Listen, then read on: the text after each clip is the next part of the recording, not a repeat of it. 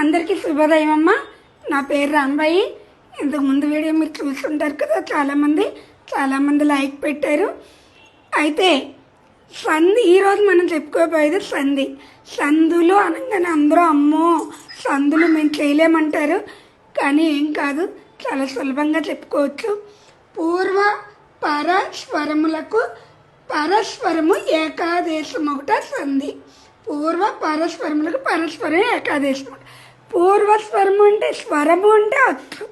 పూర్వ అంటే మొదటిది, పర అంటే రెండవది.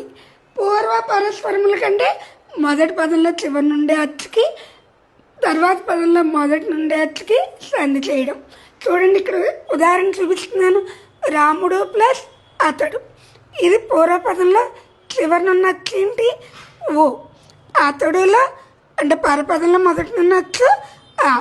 ఇలా సంధి చేసినప్పుడు మొదటి పదం చివరినున్న అచ్చు పోతుంది, ఇది మాత్రమే ఉంటుంది. రెండో పదం మొదటి అచ్చు, అప్పుడు రాముడు అతడు అనే రూపము ఏర్పడుతుంది. ఇది ఎలా ఏర్పడుతుంది అనేది వివరంగా తర్వాత వీడియోలో చెప్తాను.